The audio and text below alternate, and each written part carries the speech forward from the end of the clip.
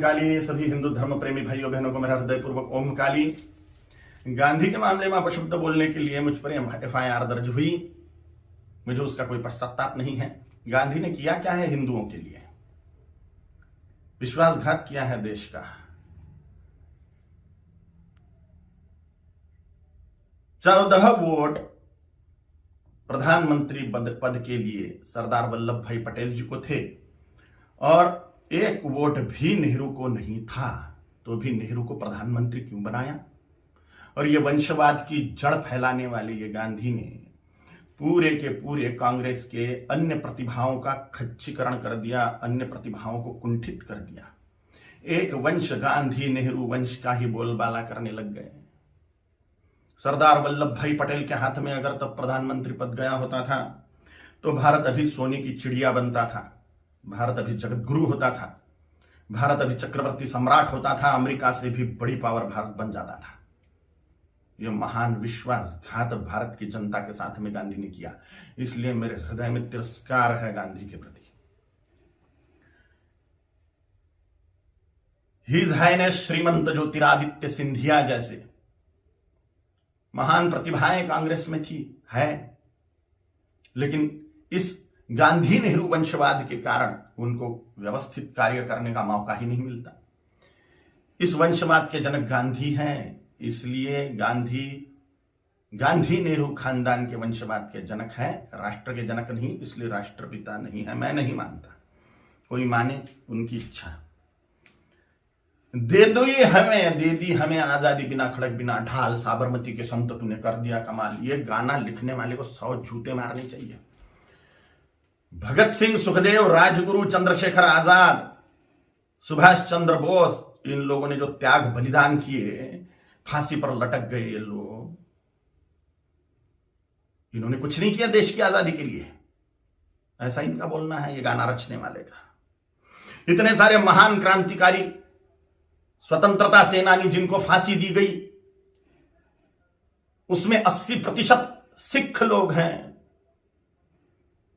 20% अन्य क्रांतिकारी हैं। इन क्रांतिकारियों ने जो अपना त्याग बलिदान किया वह व्यर्थ मान लिया ये गाना रचने वाले ने, सारा का सारा श्रेय गांधी को दे दिया।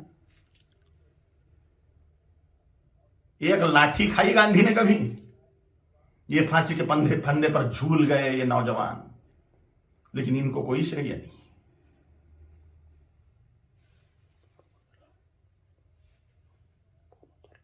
सुखदेव, राजगुरु, भगत सिंह जी की फांसी गांधी रुकवा सकते थे, लेकिन नहीं रुकवाई जानबूझ के, इसलिए तिरस्कार करता हूं मैं गांधी का। इनका एक बहुत बड़ा हथियार था अनशन करना, और गांधी ने उसका उपयोग भारतीय जनता के खिलाफ ही किया, हिंदुओं के खिलाफ ही किया। बोला था कि बंटवारा मेरी लाश पे होगा, मजहब के नाम पर जो बंटवारा हुआ पाकिस्तान बांग्लादेश का, वो मेरी लाश पे होगा, ऐसा गांधी बोलते थे। लेकिन जब बंटवारा हुआ तब गांधी जिंदा थे,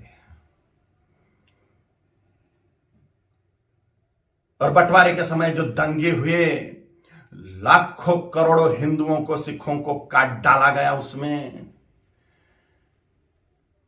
और लाखों करोड़ों हिंदुओं को मार के उनकी लाशें भेजी गई।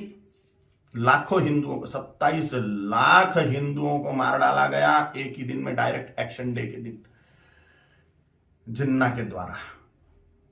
और पाकिस्तान में से जो ट्रेनें आ रही थी वो लाशों से ही भरी हुई थी, महिलाओं के और पुरुषों के, बोरे के बोरे भर के महिलाओं के स्तन काट कर भेज रहे थे वहां के लोग। सामूहिक बलात्कार करी हुई महिलाएं, उनकी लाशें, उनके स्तन बोरों में भर के।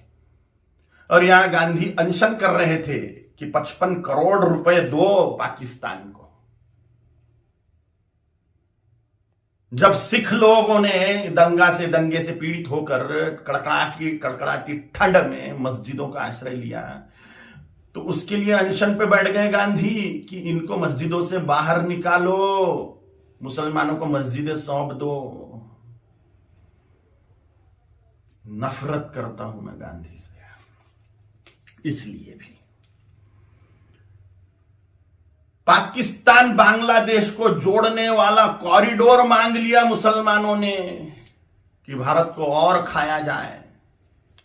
गजवाए हिंद के तहत भारत को मुसलमान बना दिया जाए। तो पाकिस्तान और बांग्लादेश को जोड़ने वाला कॉरिडोर, हजारों वर्ग किलोमीटर का कॉरिडोर, इसके लिए गांधी अनशन पे बैठने वाले थे।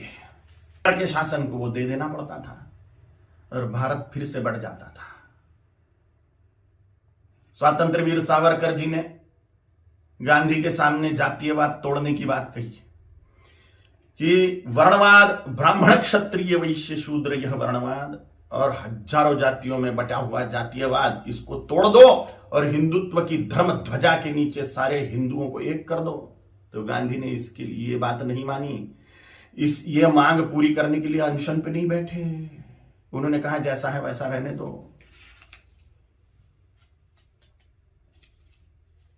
डॉक्टर बाबा साहेब आंबेडकर जी ने बोला था कि संस्कृत को राष्ट्रभाषा करो, देश की भाषा संस्कृत होनी चाहिए। तो डॉक्टर बाबा साहेब आंबेडकर की बात को संसद में मनवाने के लिए अनशन पे नहीं बैठे। ये स्वतंत्र वीर सावरकर जी का अवमान मानता हूं मैं, ये डॉक्टर बाबा साहेब आंबेडकर जी का अवमान मानता हूं मैं। ऐसी ढेर बातें हैं, ढेर बातें। कोई राष्ट्रपिता नहीं हो सकता। करोड़ों सालों से राष्ट्र है, उसका काय का पिता 200 साल पहले आया हुआ व्यक्ति कैसे पिता बनेगा? अगर पिता बनाना ही है, राष्ट्र का अनिवार्य है, तो छत्रपति शिवाजी महाराज को बनाना चाहिए, गुरु गोविंद सिंह जी महाराज को बनाना चाहिए, राणा प्रताप जी महाराज को बनाना चाहिए, आचार्य चाणक्य जी को बनाना चाहिए।